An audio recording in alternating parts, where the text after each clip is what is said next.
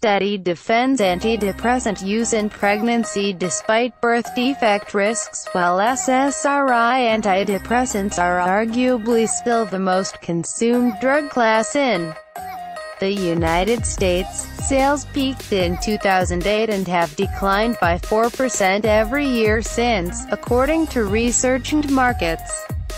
There are many reasons for declining selective serotonin reuptake inhibitors (SSRI) sales, from unwanted side effects like weight gain and sexual dysfunction to Prozac poop out, in which patients develop tolerance and the pills quit working.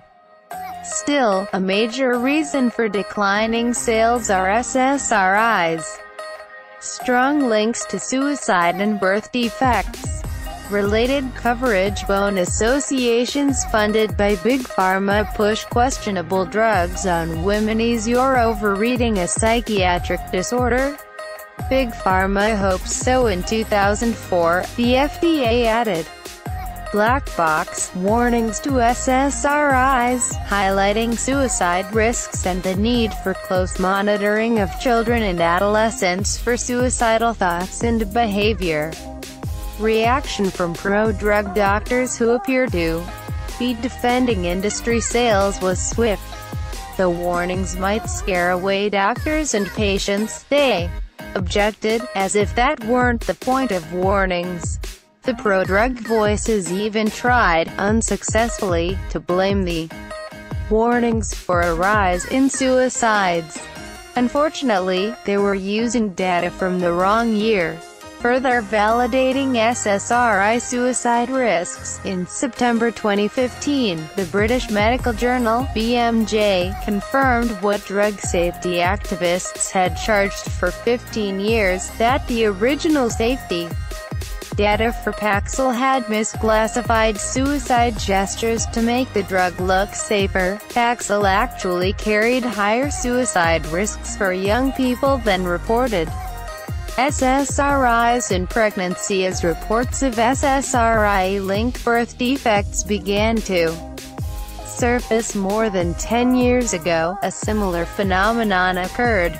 In 2005, the FDA warned healthcare professionals and patients that the SSRI Paxil increases the risk for birth defects, particularly heart defects, when women take it during the first 3 months of pregnancy. The next year, doctors writing in the Journal of the American Medical Association, JAMA, countered that women who went off their antidepressants during pregnancy would relapse in their depressions.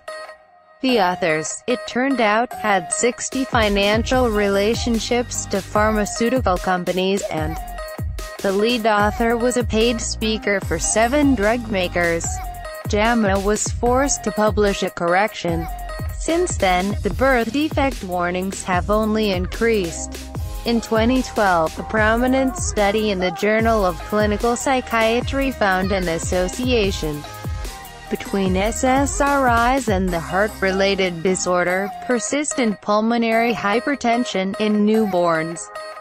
Last year, ABC News reported a study of thousands of pregnant women who took antidepressants that found an increase in birth defects.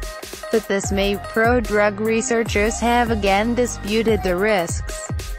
Untreated maternal depression, they write, meaning depression treated with no SSRIs, increases the likelihood of preterm and very preterm delivery as well. Having an SGA, small for gestational age neonate. The risk was not apparent among women who are treated with an antidepressant medication, they write. The researchers do not hide the fact that they are trying to counter birth defect fears. Although this pregnancy benefits finding might seem self-evident in light of the other compelling reasons for depression treatment, the persistence in the mass media of experts claiming otherwise suggests the need to demonstrate such benefit, they write. As many as 75% of 200,000 Medicaid recipients discontinue treatment before or during the first trimester of pregnancy, given persistent concern about the safety of antidepressants during pregnancy, they note. Related coverage at early commonly prescribed wrong mix of meds, effects mimic Dementia, popular asthma drug fraudulently marketed by pharma companies, whistleblowers, the researchers and their article with a call for screening. Our results provide additional support for greater public health and clinical efforts aimed at universal screening for maternal depression during pregnancy as a means of identifying individuals at greater risk for adverse obstetric outcomes. They further suggest the possibility that intervention for depression may provide an opportunity to moderate such risk, they write.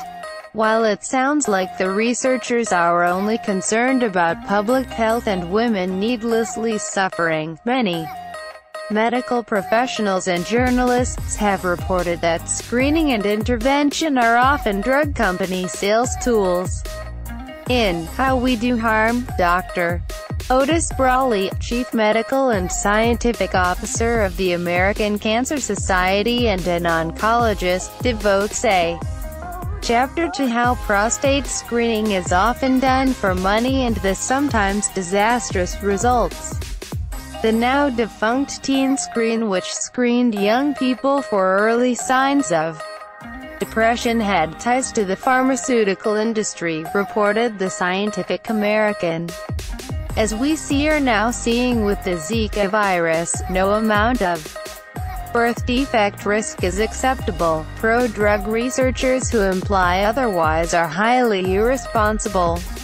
Martha Rosenberg is author of the award-cited Food Exposé, Born with a Junk Food Deficiency, a nationally known muckraker. She has lectured at the university and medical school level and appeared on radio and television.